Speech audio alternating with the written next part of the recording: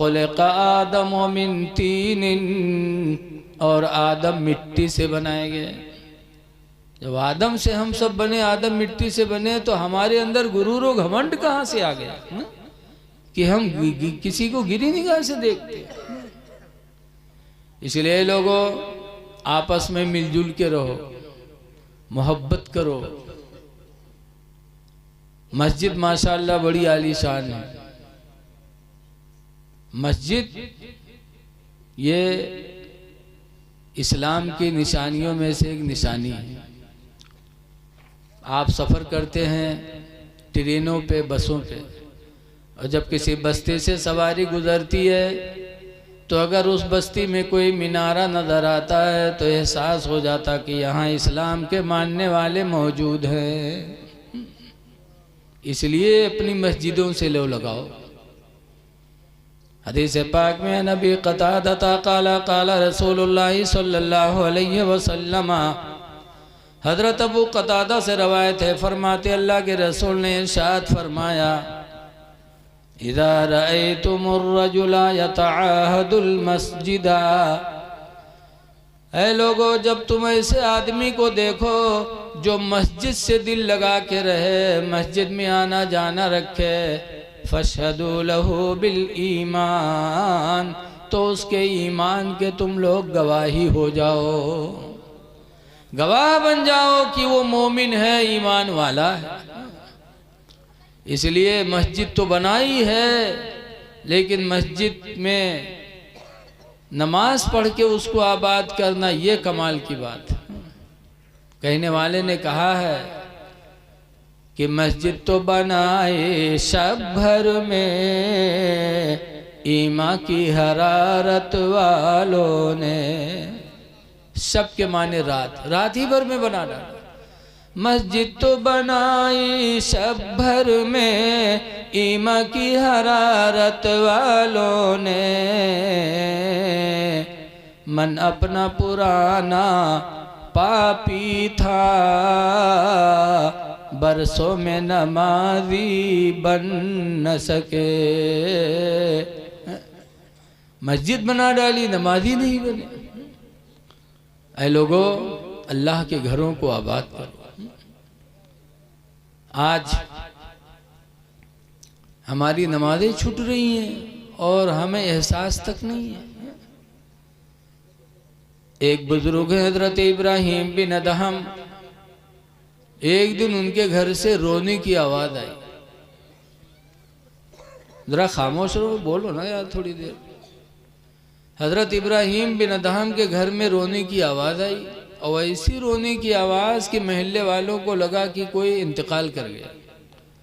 भाई मय्यत में रोने की आवाज़ तो अजीब होती ही है।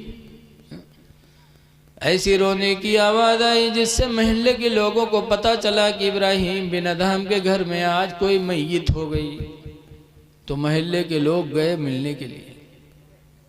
जब गए तो देखा मरा कोई नहीं, रोने की आवाज़ आ रही है। हज़रत इब्राहिम बिन अदहम से लोगों ने पूछा कि इस तरह रोने की आवाज़ आपके घर से निकले जैसे कोई मर गया हो। तो इब्राहिम बिन अदहम कहते हैं आज नमाज छूट गई, नमाज छूटने की वजह से रो रहा हूँ। मय्यत होती तो इस तरह तकलीफ़ न होती, लेकिन नमाज छूटने से मुझे बेपनाह तकलीफ़ हुई है। रोते थे इस तरह की जैसे घर में कोई मय्यत हो गई। और आज हम मुसलमान होकर के नमाजें छोड़ रहे हैं और हमें एहसास तक नहीं है। ऐ लोगों, नमाजें पढ़ो, नमाज तुम्हारी हिफाजत करेगी। अल्लाह के फरिश्ते आसमान से उतरकर तुम्हारे मुहाफिज बनेंगे। बसरा में एक औरत थी जिनका नाम है राबिया। हमारी माँ बहनें बैठी हैं, ज़रा सुने कि इनकी भी इस रुए ज़मीन पर एक बहन ऐसी गुजरी है। एक ज़माना गुजर गया, सदियाँ गुजर गई, लेकिन आज राबिया का नाम मिंबरों पे लिया जाता है। नमाज ईशा पढ़ के राबिया सोई, घर में कोई नहीं था, सब लोग कहीं गए थे। इत्तेफाक से चोर पता लगा के पहुंच गया और घर में घुसा, देखा कोई नहीं, एक औरत सो रही है तो बहुत खुश हुआ। कि आज तो आराम से चुरे भी, अगर उठ गए तो एक के घूसमी का जमीन पकड़ा दे। ये करी का हमारा, एक औरत एक मर्द का क्या कर सकती। बड़े आराम से माल चोरी किया और उसके बाद चादर में रखा, बांधा गठरी, और गठरी बांधने के बाद वो चोर सर पे रखा। राबिया के घर से निकलने का इरादा किया कि अल्लाह ताला ने उसकी आंखों की रोशनी खत्म कर दी, अंधा हो गया।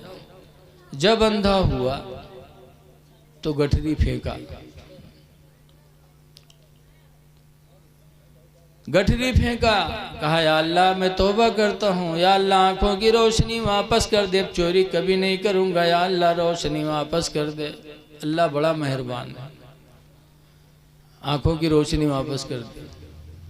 जब देखे लाग तो ठाड़ सोचे कि बड़ी मेहनत किया है, अभी जागी नहीं है, कहूँ बेर बेर थोरो हो, फिर उठा ली इस गठरिया, और फिर उठाए मूड़े पर रखे और चल दिए। जैसे चला फिर अंधा हो गया। जब फिर अंधा हो गया तो फिर गठरी फेंका और दिल से तौबा करने लगा, कहा या अल्लाह अब जिंदगी में कभी चोरी नहीं करूंगा, परवरदिगार आंखों की रोशनी वापस कर दे। अल्लाह ने फिर वापस कर दिया। जब फिर देखने लगा तब उसने दुआ मांगी, कहा या अल्लाह बड़े बड़े घरों में मैंने डाका डाला, ऐसी मुसीबत कभी नहीं आई, और आज इस घर में तन्हा एक औरत सो रही है, या अल्लाह चोरी करने पर मुझे कुदरत क्यों नहीं मिलती। तो गैबी आवाज़ आई, गैबी आवाज़ आई, मेरे बंदे तूने बड़े बड़े घरों में डाका डाला होगा, लेकिन राबिया के घर में डाका नहीं डाल सकता। राबिया नमाज ईशा पढ़ के सोई है, नमाज ईशा की बरकत से मेरे फरिश्ते उसके जानो माल की हिफाजत का पहरा लगा रहे हैं। जिस घर में मेरे फरिश्तों का पहरा होगा उस घर में तू चोरी कैसे कर सकता है। चोर रोने लगा, कहने लगा या अल्लाह जिंदगी गुजर गई हराम माल की तलाश में, और इस रुए ज़मीन पर तेरी बंदियां ऐसी हैं जो नमाज पढ़ के सोती हैं तो उनकी हिफाजत के लिए तेरे फरिश्ते उतरते हैं। चोर ने तौबा किया और राबिया के घर से पक्का इरादा लेके निकला कि इंशाअल्लाह अब जिंदगी में कभी नमाजें नहीं छूटेंगी। लोगों नमाजें पढ़ो, खुदा की तरफ से आपकी हिफाजत होगी। इसलिए मैं आप हजरात से गुजारिश करता हूँ कि अपनी मस्जिदों को आबाद करो, नमाजें पढ़ो। हदीस पाक में मन तरका सलातल फजरी, जिसने नमाज फजर को छोड़ा, फलैसा फी वजहिही नूरुन, तो उसके चेहरे पे कभी नूर न होगा, उसका चेहरा मुनव्वर नहीं होगा। बहुत सी हमारी माँ बहनें परेशान है कि हमारा शौहर हमारे लंग निगाह नहीं करता। जही मदरसा में कहे मौलाना साहब तेने कुछ बनाए तो कहें का बात, कहे मेरे गुडुआ कब्बा कर तो हमारे लंग निगाह है नहीं उठा था। बताओ निगाह कैसे उठी जब महीना नहाई हो ना, न नमाज के दायरे जइयो न कुरान दायरे जइयो तो आदमी के निगाहें उठी। ऐ मेरी माँ बहनों नमाजें पढ़ो, पाको साफ रहो तो अल्लाह ताला तुम्हारे शौहरों के दिलों को तुम्हारी तरफ मुतवज्जह कर देगा। कुरान हकीम में अल्लाह फरमाता व युहिब्बुल मुततहिरीन, अल्लाह पाक रहने वालों से मोहब्बत फरमाता। जब पाक रहोगी अल्लाह भी तुमसे मोहब्बत करेगा और पाकी के वसीले से तुम्हारा शौहर भी तुमसे मोहब्बत करेगा। दुनिया के पाउडर क्रीम तुम्हारे चेहरे को खूबसूरत नहीं बना सकते जब तक खुदा नहीं चाहेगा। इसलिए मेरी माँ बहनों तुम सुबह उठो, अपने शौहर को भी मजबूर करो मस्जिद जाने के ऊपर। इसलिए कि जैसे आज बीवी चाहती कि मेरा शौहर मुसीबत में न रहे, शौहर चाहता बीवी मुसीबत में न रहे, तो कुरान कहता कू अनफुसकुम व अहलीकुम, खुद बचो और अपने बाल बच्चों को भी बचाओ। लेकिन आज अगर कोई नमाजों पढ़त हो तो उठी तो चोरन में सुबह उठी के कहूँ दरवाजा खड़बड़ाए जाए तो मेहरुआ की आंखें न खुल जाए, लड़का न बेदार हो जाए। अरे ये मोहब्बत नहीं है, ये अदावत है। बेदार करो तुम। हजरत अली शेर खुदा की जिंदगी देखो। आज